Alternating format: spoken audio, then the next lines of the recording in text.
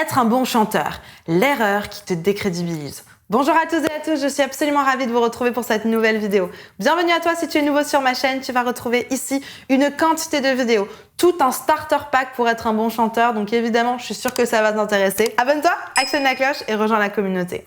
Alors aujourd'hui j'aimerais vous parler d'un détail super important qui est revenu déjà plusieurs fois dans les commentaires et c'est vrai que j'ai pas encore pris le temps de vous en parler. Et c'était pour moi essentiel, surtout que je vous vois beaucoup dans les commentaires à me dire que vous aimeriez devenir chanteur, peut-être en faire votre métier, ou du moins vraiment vous améliorer. Et selon moi, c'est vraiment une erreur clé que je vois beaucoup finalement, et qui selon moi, il faut vraiment y faire attention parce que ça peut vraiment vous décrédibiliser, surtout si vous souhaitez être artiste ou si vous faites des concerts ou si quelque part vous prétendez à des concours comme The Voice, etc. Faites bien attention à cette erreur et ne vous inquiétez pas, on va regarder ça ensemble aujourd'hui. Juste avant de commencer, je me présente très rapidement pour ceux qui ne me connaissent pas encore. Je m'appelle Elena Hurstel et je suis votre coach vocal depuis 2013 pour faire de votre voix votre allié numéro 1. N'hésitez pas à rejoindre moi également sur Facebook et sur Instagram. Dans la description, il y a un petit cadeau qui t'attend. C'est une petite formation gratuite. Donc, si tu veux être un bon chanteur, il y a vraiment des pépites et de la protéine, du cas concret, des choses très précises à aller bosser directement. Donc, n'hésite pas, clique dans la description et récupère ce petit cadeau. C'est 100% gratuit. Allez, c'est parti, on rentre dans le vif du sujet. Va me chercher de quoi noter, un papier et un stylo parce que crois-moi, tu vas en avoir besoin. Être un bon chanteur. L'erreur qui te décrédibilise. Bon, alors souvent, et je le dis tout le temps, et c'est peut-être aussi un peu mon erreur, je vous dis tout le temps, attention, si vous voulez être un bon chanteur, travaillez votre technique. Attention, travaillez bien vos 3 principes fondamentaux, vos modes, vos effets, vos sound colors, soyez précis dans vos recettes, etc., etc. Je vous parle énormément de technique en fin de compte. Et pourquoi ? Parce que je suis fan et passionnée de technique vocale. Moi, j'adore les petits... les petits assemblages, les petits paramétrages. Voilà, je suis un petit peu une informaticienne de la voix, quoi. J'adore regarder qui c'est qui bouge, comment, etc. Évidemment, c'est bien, mais c'est pas suffisant. On ne vous demande pas d'être incroyablement bon en technique. Même si pour moi, ça fait vraiment la différence quand on est un bon chanteur. Pour moi, un bon chanteur, c'est évidemment un bon technicien, quelqu'un qui maîtrise son instrument. Un bon pianiste, c'est quelqu'un qui sait bien maîtriser sa technique de doigté, etc. Il n'y a pas de secret. Maintenant, il n'y a pas que ça. Il n'y a pas que la technique. Et souvent, en regardant des concours de chant tels que The Voice ou tels que La Nouvelle Star, etc., Rising Star, etc., on se rend compte qu'il y a un reproche qui est fait à ces gens-là, c'est bah mais on s'ennuie quoi. Bah mais c'est trop lisse.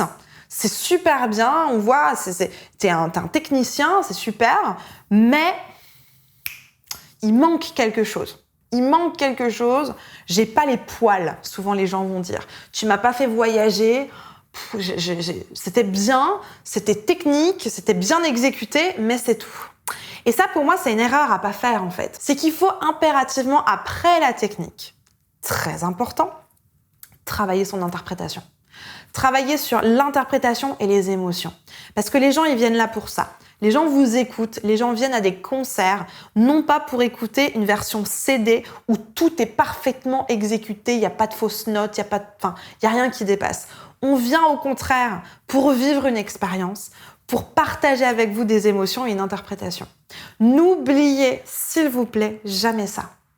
Parce que c'est trop dommage en fait, ça va être trop propre. Alors c'est joli, bien sûr, mais c'est pas suffisant.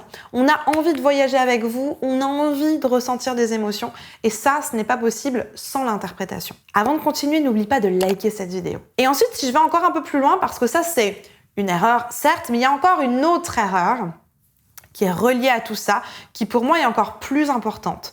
Pour moi, l'erreur, c'est de ne pas considérer la cohérence entre la technique et l'interprétation. C'est-à-dire, si je veux interpréter quelque chose, par exemple, une chanson un petit peu triste.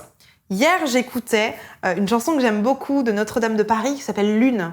Lune qui là-haut s'allume sur les toits de Paris, etc.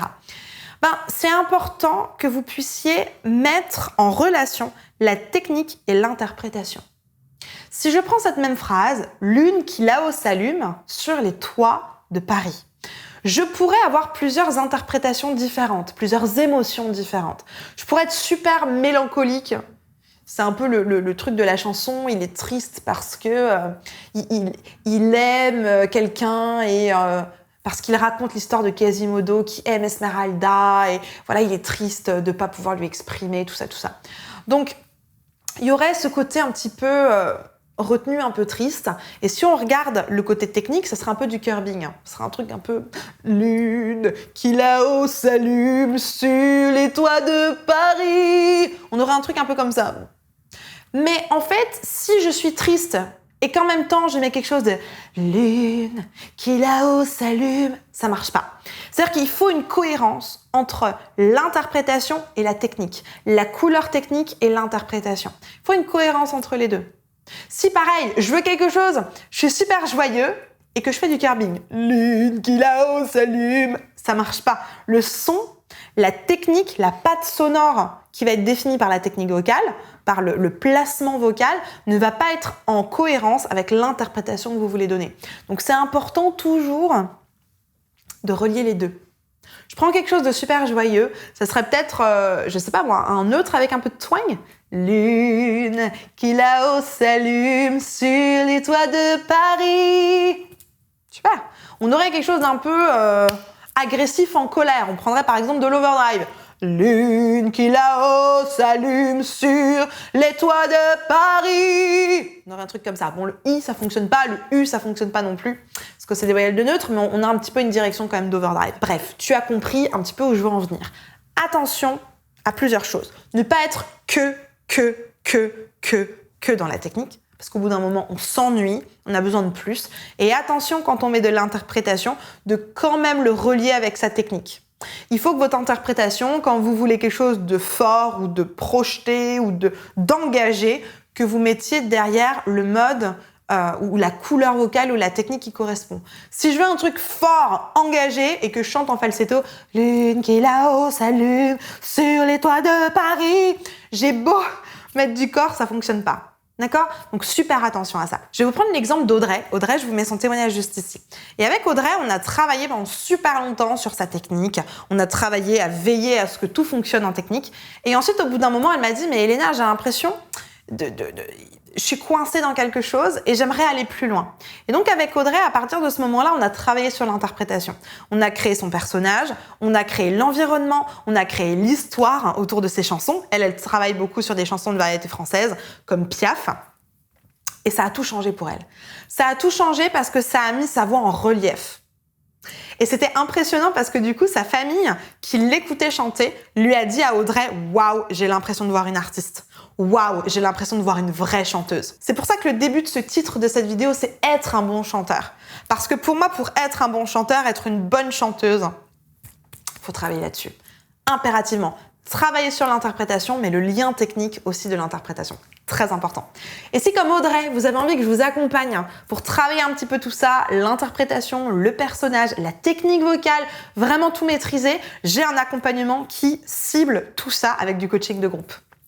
Remplissez le petit formulaire qui est juste en description, expliquez-moi votre problématique, on va réceptionner ça avec mes équipes et si votre profil fait partie des personnes qu'on a l'habitude de coacher, on va vous proposer un petit appel de bilan vocal. Cet appel est 100% gratuit, c'est avec mon équipe, avec un membre de mon équipe et on va regarder ensemble quelle serait la meilleure formule d'accompagnement. Est-ce que c'est cet accompagnement qu'a fait Audrey de 6 mois en intensif et en groupe qui vous correspond pour résoudre votre problématique de manière efficace et durable. Donc très important, ne soyez pas qu'un bon technicien. Ça ne suffit pas. Et à côté de ça, ne soyez pas non plus qu'un bon interprète. Parce que selon moi, je vois aussi beaucoup de chanteurs faire que de l'interprétation, mais du coup chanter faux, être à côté, et du coup on perd le côté professionnel. À mon sens, les deux sont importants et il faut bosser les deux ensemble. La technique et l'interprétation avec l'émotion. La barre de commentaires est à votre disposition. Si vous avez encore des questions, des suggestions, des trucs et astuces à partager avec la communauté, n'hésitez pas, je serai ravie de vous lire et de vous répondre. Je vous mets juste ici une petite vidéo sur comment mettre de l'émotion dans une chanson. C'est une question qu'on m'a posée il y a quelques temps. J'y ai répondu, donc je vous mets la vidéo juste ici. N'hésitez pas à aller la regarder, c'est la suite du travail selon moi. En attendant de vous retrouver dans cette vidéo, je vous souhaite une bonne journée, une bonne soirée. N'oubliez pas, likez, abonnez-vous, partagez cette vidéo à une personne qui pourrait en avoir besoin. Et tu as l'habitude que je te le dise, crois en toi, tout est possible. Allez, à tout de suite, on se retrouve dans cette vidéo.